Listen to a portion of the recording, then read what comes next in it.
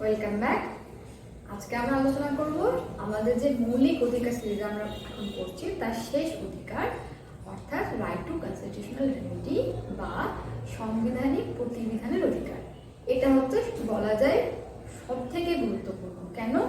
কারণ এখানে 32 নম্বর যে ধারা, সেখানে এই অধিকার দেওয়া হয়েছে, যার অর্থ হলো মৌলিক অধিকার, কোনো ব্যক্তি যদি মৌলিক অধিকার ক্ষুণ্ণ হয় তাহলে সেই ব্যক্তি সরাসরি আদালত, অর্থাৎ শীর্ষ আদালত বা সুপ্রিম কোর্ট বা হাইকোর্টের দ্বারস্থ হতে পারে সেই অধিকার বলবৎ করার জন্য।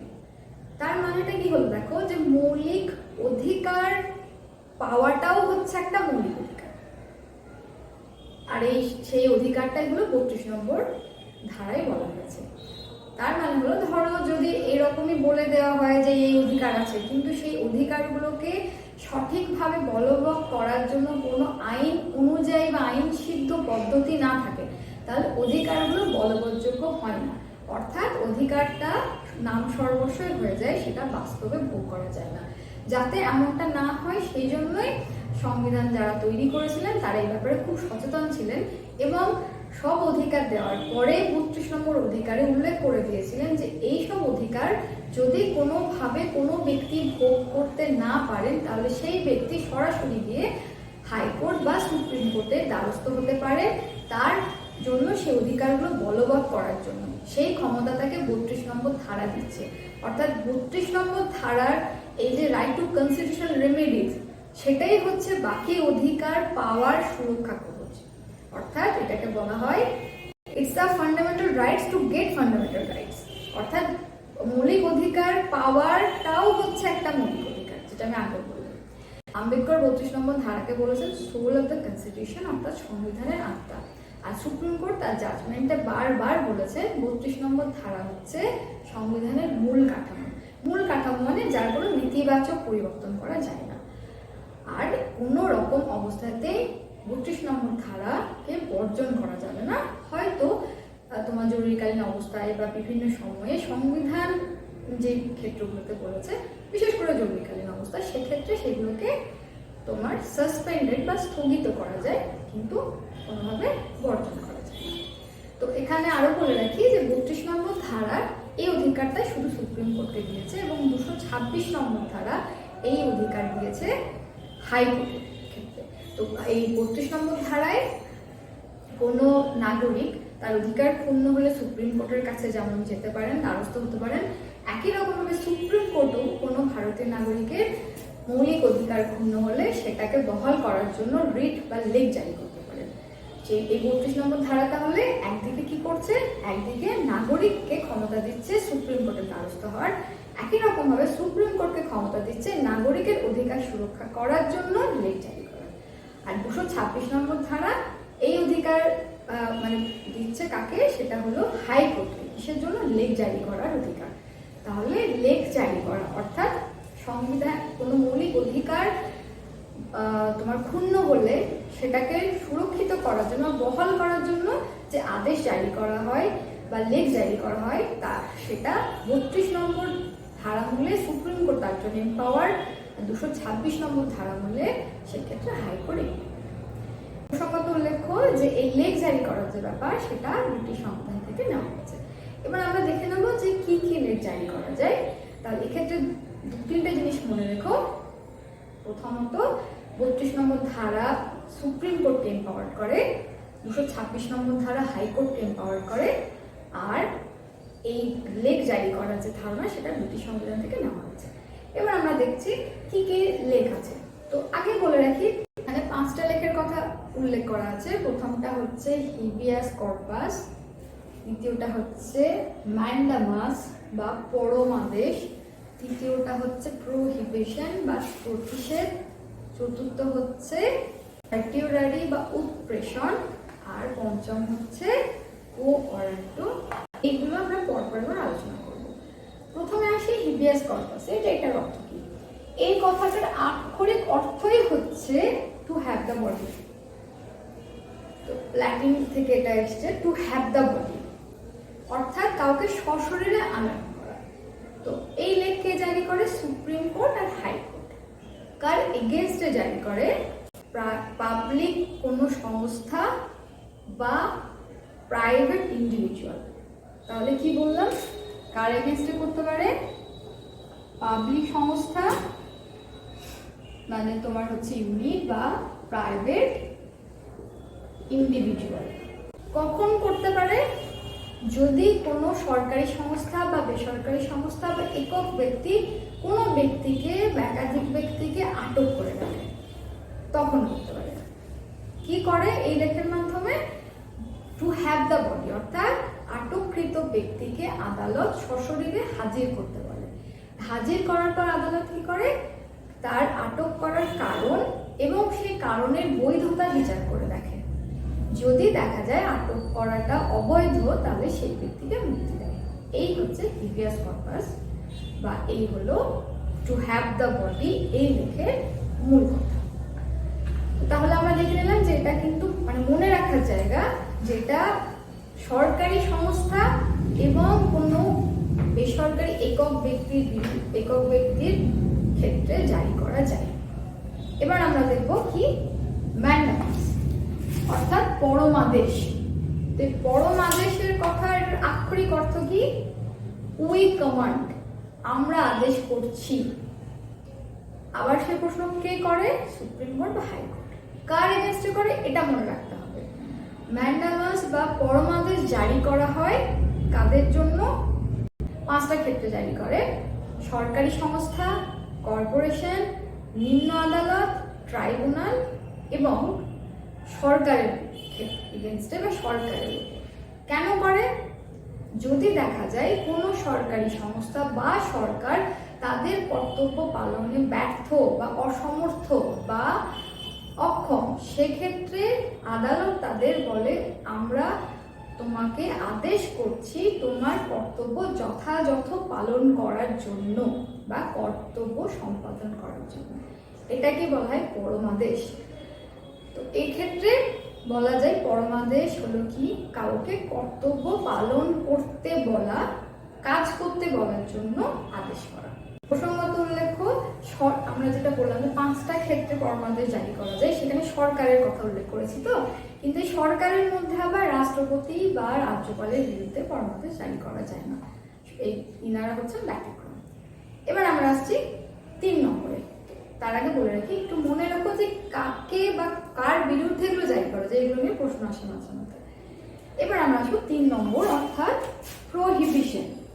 তো এই যে প্রহিবিশন কথাটা তোমরা অনেকেই জানো যে প্রহিবিশনের বাংলা হচ্ছে প্রতিষেধ, মানে নিষেধ করা। আক্ষরিক অর্থ হচ্ছে টু প্রহিবিট, অর্থাৎ নিষেধ করা। তো নিষেধ করা এটা কে জারি করে? উচ্চ আদালত, অর্থাৎ হাইকোর্ট বা সুপ্রিম কোর্ট। কাদের বিরুদ্ধে বা কার বিরুদ্ধে জারি করে? নিম্ন আদালত বা ট্রাইব্যুনাল, অর্থাৎ কোনো আধা সরকারি বা সরকারি সংস্থা, কোনো বিচার বিভাগীয় সংস্থা বা আধা বিচার বিভাগীয় সংস্থার উপর। কেন করে? যদি কোনো নিম্ন আদালত বা ট্রাইব্যুনাল তাদের এখতিয়ার বহির্ভুক্ত কোনো বিষয়ে বিচার করে, সেক্ষেত্রে তাদের সীমা লঙ্ঘন করতে নিষেধ করাটাই হচ্ছে প্রহিবিশন। অর্থাৎ এক্ষেত্রে উচ্চ আদালত নিম্ন আদালতকে বলে কোনো একটা ব্যাপারে বিচার করতে গেলে সেখানে মানে থেমে যেতে বা সেখান থেকে বিরত হতে। এবার যদি একটু দেখো তাহলে বুঝতে পারবে যে সেটা হলো যে এই প্রহিবিশন আর ম্যান্ডামাস কাছাকাছি। কিরকম?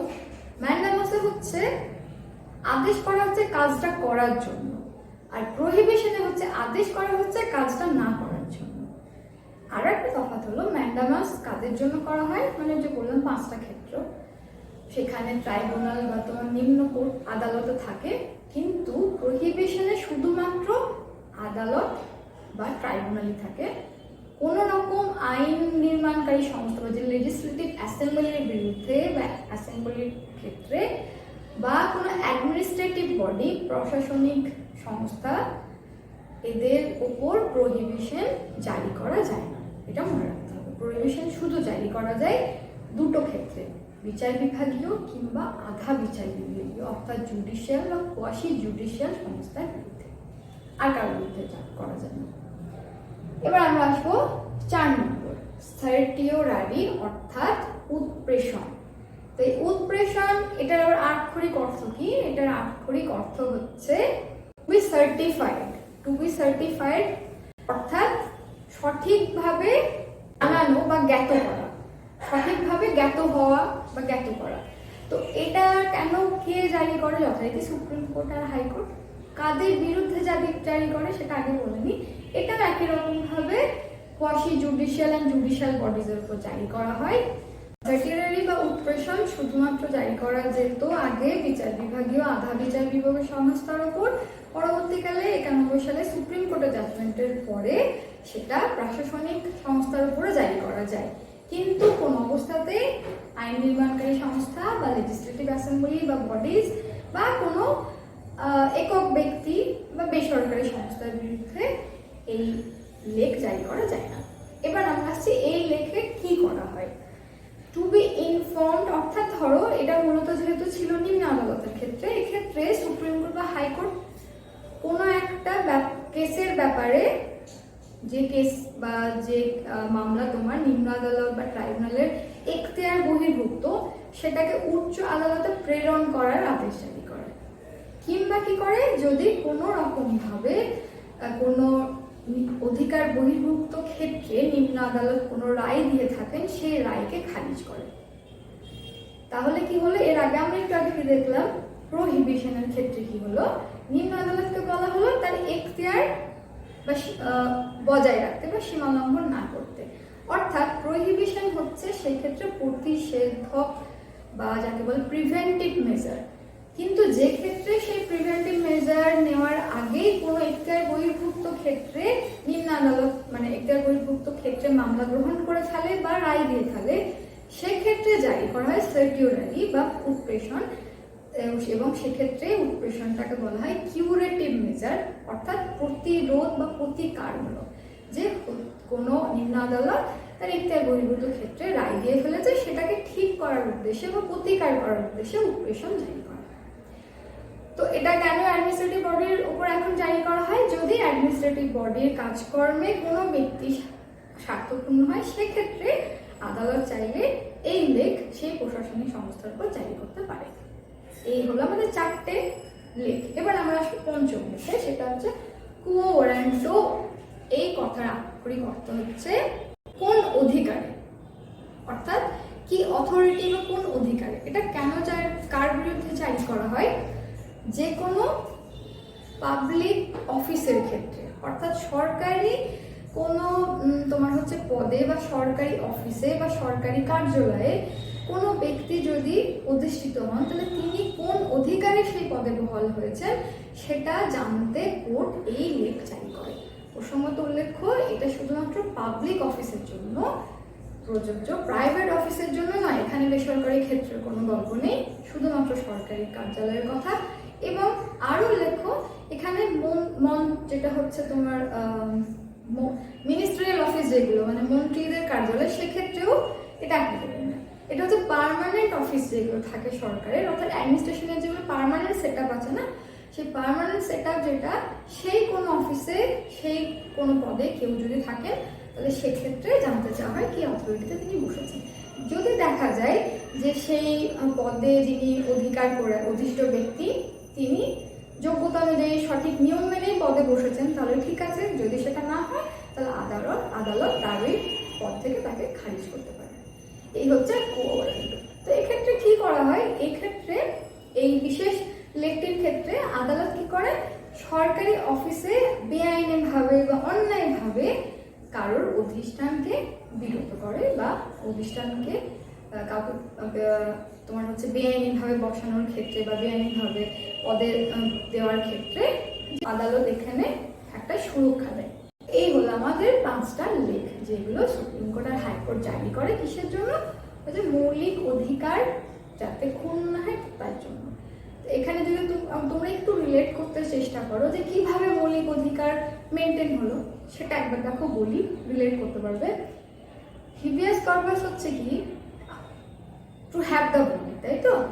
বেআইনিভাবে আটক হওয়ার থেকে সুরক্ষা। এইটা আমরা দেখেছি রাইট টু ফ্রিডম বা স্বাধীনতার অধিকারে যেখানে আমরা পড়েছি, যে ব্যক্তি ও জীবন সংক্রান্ত অধিকার, কাউকে আটক করা যায় না সেক্ষেত্রে। দ্বিতীয় দেখো মাইন্ডামাস, এটা কি বলছে, আমরা সরকার বা সরকারি সংস্থাকে অর্ডার করছে ঠিকঠাক কাজ করতে। কেন?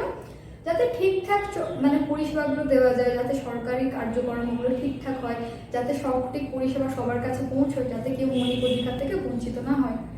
এবার কি প্রহিবিশন, প্রহিবিশন কেন? ধরো যেটা কোর্টের এখতিয়ারভুক্ত নিম্ন আদালতের নয় সেটা সে বিচার করছে, তাহলে কোনো না কোনোভাবে মৌলিক অধিকার তো লঙ্ঘিত হচ্ছে সেটার ক্ষেত্রে। উৎপ্রেষণ কেন? কারণ যদি এরকম কোনো বিচার বা রায় দেওয়া হয়ে থাকে সেক্ষেত্রে তো মৌলিক অধিকার পূর্ণ হওয়ার আবার প্রশ্ন চলে আসছে, সেটাকে প্রতিকার করার জন্য। এবং শেষে যেটা পুয়ারানো, কেন? আমরা পড়েছিলাম যে সবার সরকারি ক্ষেত্রে চাকরি পাওয়ার অধিকার আছে, সমান অধিকার আছে। তাহলে সরকারি অফিসে যদি কেউ একজন কোনো পদে অধিকার করে বসে থাকেন, তিনি কিভাবে কোন অধিকারে সেই পদে বসবেন সেটাও তো বিচার হওয়া উচিত, যেহেতু সবার অধিকার সমান। তাহলে বিনা কোনো পরীক্ষায়, বিনা সঠিক পদ্ধতি মেনে কেউ কোনো পদে বসতে পারেন না, সেটাকে এনশিওর করে ওয়ারেন্ট অফ লেখ। তো এইভাবে 5টা লেখের মাধ্যমে সুপ্রিম কোর্ট ভারতীয় নাগরিকদের মৌলিক অধিকার সুরক্ষাটা বেঁধে দেন। এই 5টা লেখই হচ্ছে মৌলিক অধিকার রক্ষা সুরক্ষা। এই সব লেখ বা এই পুরো যেটা আমরা আলোচনা করলাম সাংবিধানিক প্রতিবিধানের অধিকার, এটা 32 নম্বর আর্টিকেলের অন্তর্ভুক্ত। আমরা আগেই বলেছি, তবু আজকে আবার বলে দিই যে এরপরে থাকে 33, 34 আর 35 নম্বর। সেখানে কি আছে?